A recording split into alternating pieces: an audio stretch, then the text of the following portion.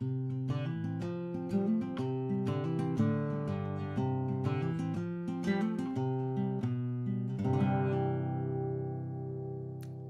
guys, Mike Plum here. Welcome to Stories from a Lonesome Stretch of Highway.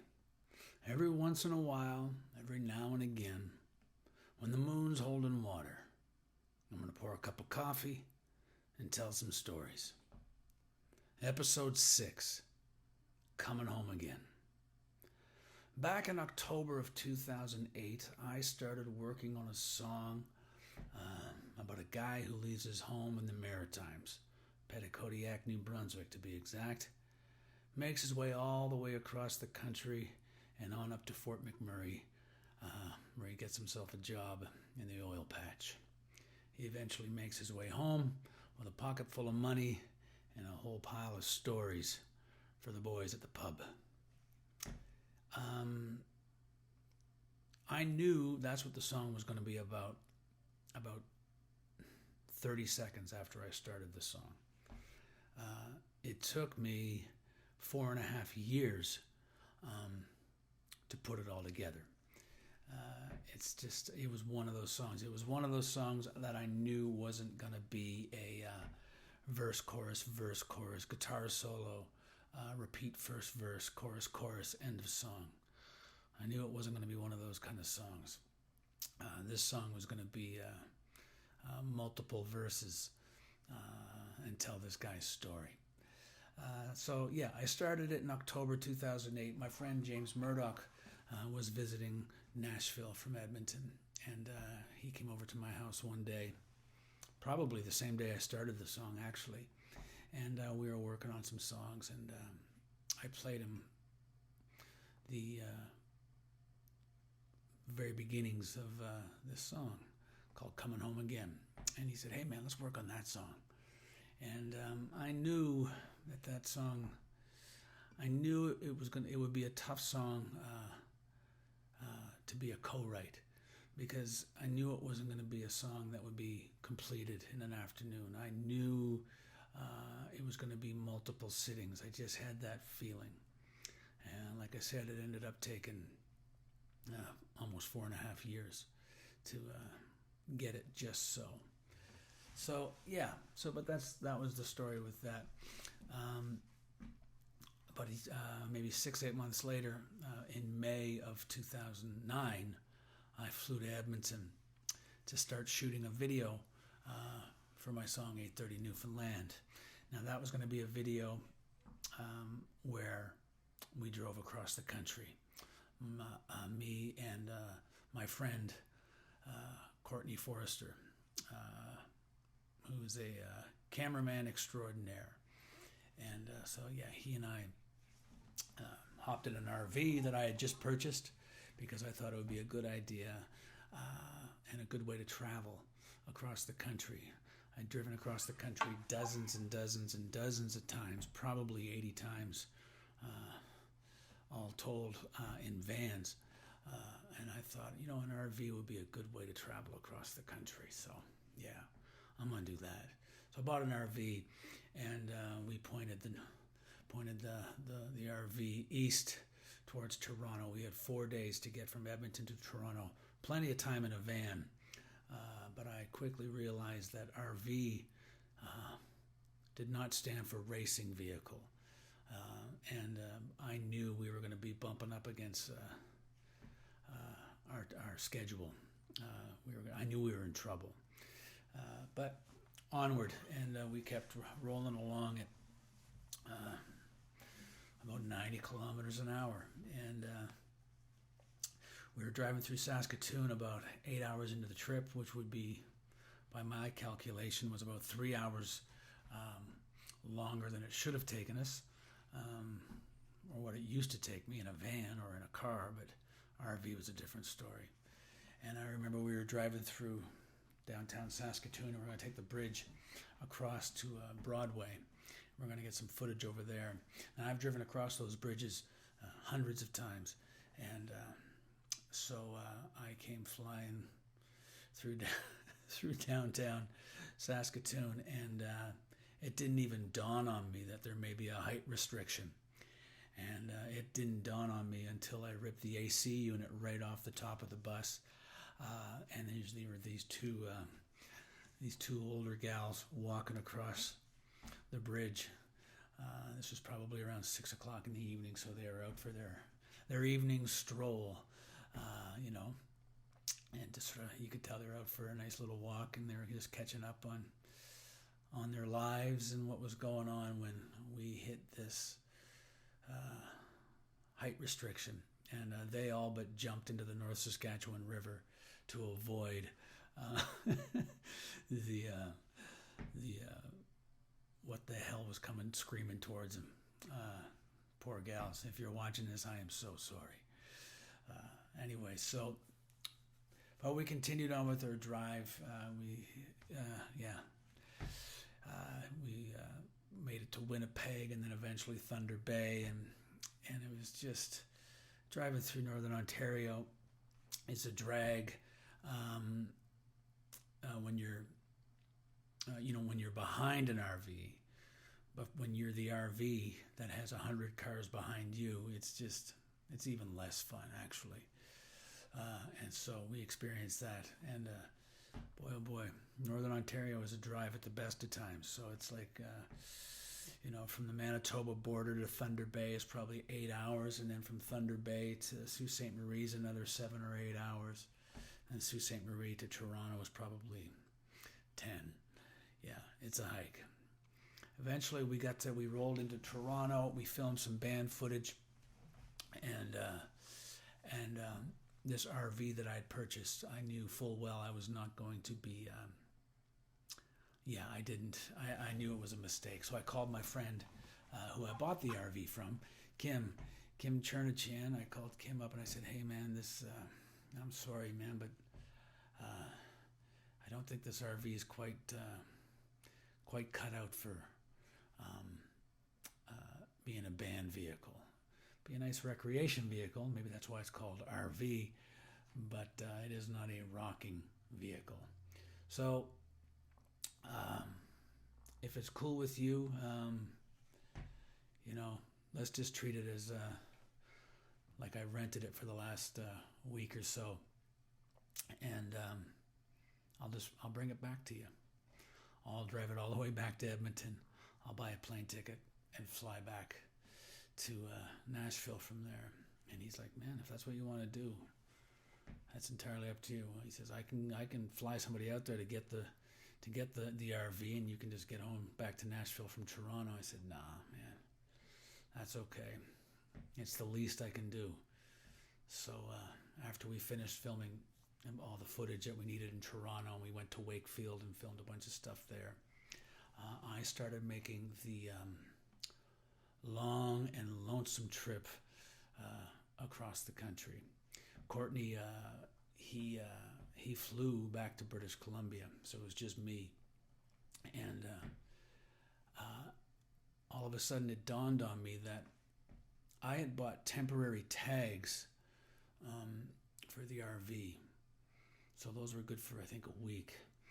And I figured, well, I bought temporary tags in Edmonton, and when they expire in a week, if I'm not back in Nashville already, I'll just pull into a motor vehicles branch and buy some more temporary tags. Sounded good to me. So I was driving along the 401, and I pulled into Kingston, and I found a motor vehicles branch, and I walked in and I said, "Hey, I need to buy some temporary tags." And the gal behind the counter says, "Okay, you got your driver's license?" And I said, "Yeah, I got my driver's license." And at that time I had a Tennessee driver's license, and she looks at that and she goes, "I can't sell you tags." She goes, "You need an Ontario driver's license." I said, "Well, this is all I have." She goes, "Where this RV's not here right now, is it? I mean, it's you shouldn't even have this on the road." I'm like, "Oh, no, I don't have that here. No, geez, no.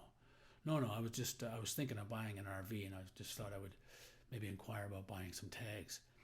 And I sort of grabbed my keys and snuck out the door and got behind the vehicle. Got behind the wheel of the vehicle, knowing full well that I was about to drive from Kingston, Ontario to Edmonton, Alberta, with no tags. Um, and so that was a long drive. And I think I probably lost my mind on that trip because it was just me uh, and my thoughts. The radio was broken in the RV. So, yeah, I drove, I don't even know how, probably 4,000 kilometers, I guess it would be. 2,500 miles for those of you who are watching this stateside.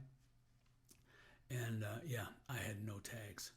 So therefore my insurance was null and void. I was in big trouble. But I had to get this RV back to Edmonton. And the 401 is nerve-wracking at the best of times in a little, sports car, let alone an RV that doesn't have tags or insurance, and there's cars weaving in and out and zipping all around. And yeah, I was a nervous wreck. I finally got up to past Barrie and then headed over towards Perry Sound, and then the first night I stopped in Sudbury. I pulled into I think it was like an East Side Mario's or something like that, and boy, I needed a beer, so I pulled into the East Side Mario's and had a couple pints of beer, and then went back in the RV and slept for the night. So yeah, the next morning at 6 o'clock, I was up and rolling towards Sault Ste. Marie. About 5 hours later, I hit Sault Ste. Marie, and then from there, started making my way north towards Thunder Bay. I was driving along. Now, don't forget, the entire time, I don't have a radio. So to try to save my sanity, I went and visited this song, Coming Home Again. And I just tapped on the steering wheel the entire way from Sudbury, where I finally started to relax because that first day was just a nightmare from Kingston to Sudbury. But from Sudbury all the way to Edmonton, I just tapped on the steering wheel and wrote verse after verse after verse of the song Coming Home Again. So let me tell you where I've been since I've been gone and back again. I'm coming on an Alberta wind, bartender bottoms up. Now listen boys, it's been a while of tribulations and the trials have come along and drunken mile, bartender bottoms up. Ring the bell, Jimmy, would you please? Well, as long as you're pulling the pints, pull one for me. And on and on and on and on. And I did that for about 40 hours. There was one little gap there of about 2 hours where while I'm singing and tapping on the steering wheel, a police car is coming towards me. And I sort of like, oh God. I was just, I felt, yeah, I was a nervous wreck. And so the police car drives by me. And then I see the taillights come on and he turns around. I'm like, that's it. I'm done. What am I going to do now? And yeah, so he followed me for 2 hours. He was right behind me, and I'm thinking, just pull me over. Like there was at one point I was thinking, I'm just going to pull over and say, okay, you got me. I don't know what you got me for. I guess, well, not having tags and insurance and all that kind of stuff. But I mean, I was so nervous. I felt like I had, bodies in the back of the RV. I was losing my mind. But he followed me for 2 hours from like Wawa all the way to like, I don't know, Marathon or something like, I don't somewhere between Wawa and Thunder Bay, Herquette maybe. Yeah, it was not fun. I just had this pit in my stomach for those 2 or 3 hours, and then eventually he stopped and turned around and went back the other way again. I guess it was like a loop or a lap that he was doing.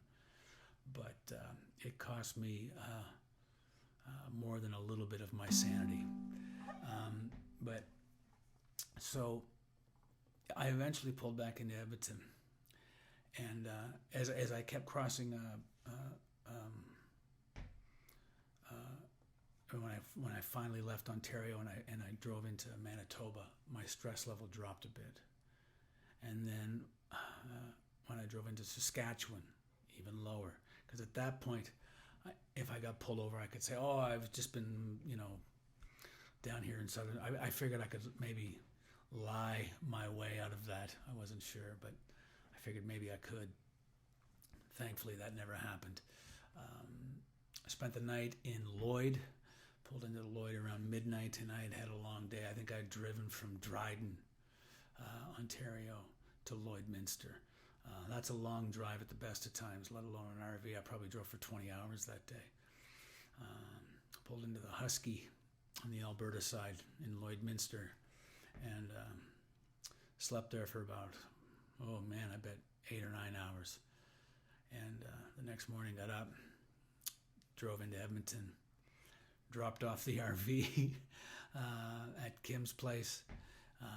He gave me a lift to the airport, and my flight was at, I think, 6 in the morning or something. So he dropped me off at 4, and I was standing there at customs immigration, and all by myself. There was nobody there. There wasn't even anybody behind the counter. I was just standing there, and probably had a bit of a nervous breakdown. Just kind of like, this felt like somebody was standing on my chest. It was just the stress of the whole thing. Not to mention, it cost me $300 a tank in that RV, and it was 8 tanks to get from Kingston back to Edmonton. So yeah, you can do the math. So I just thought, oh my God, I'm just pissing away a fortune here, and yeah, what a nightmare. But I got this song out of it, and that's a good thing. And so, yeah, here it is, Coming Home Again, and I hope you like it.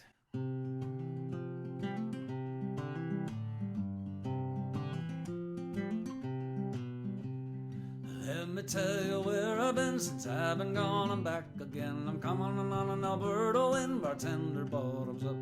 Now listen, boys, it's been a while. The tribulations and the trials have come along, and drunken my bartender bottoms up. You ring the bell, Jimmy, would you please? Well, as long as you're pulling the pints, pull one for me. You ring the bell, Jimmy, would you please? Oh, it's been so long that I haven't gone, but I'm back from away. And hey, what do you say? I just got back to town today. The best part of gone away, coming home again. Said, hey, what do you say? I just got back to town today. The best part of gone away is coming home again. Well, the morning sun was at my back as I left Petacodiac, making my way out to Fort Mac, bartender bottoms up. I left my home in the Maritimes when I crossed the Quebecois line with my boot to the boards, and I'm making good time, bartender bottoms up. You ring the bell, Jimmy, would you please? Well, Ontario was such a hell of a ways. Manitoba and Saskatchewan.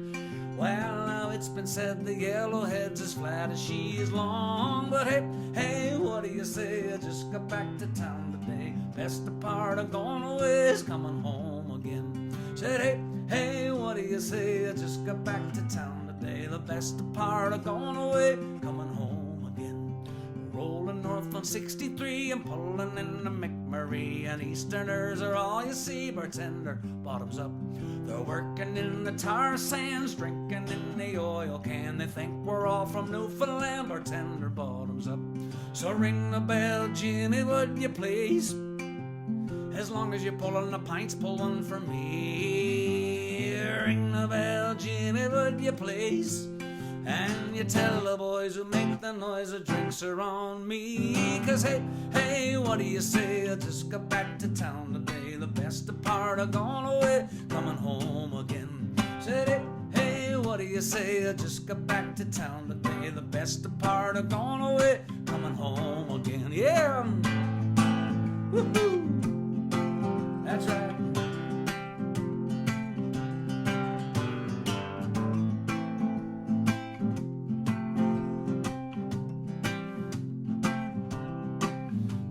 said, hey, what do you say? I just got back to town today. The best part of going away is coming home again. Said, hey, what do you say? I just got back to town today. The best part of going away, coming home again.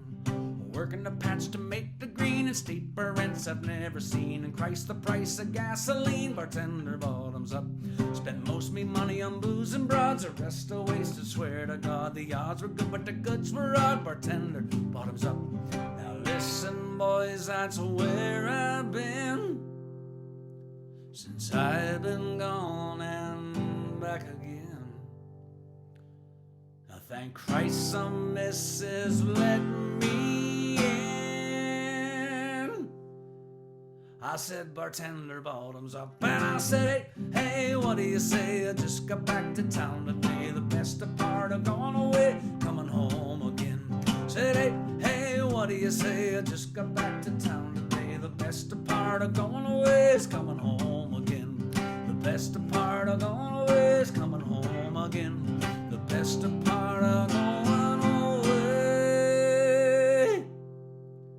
is coming home again.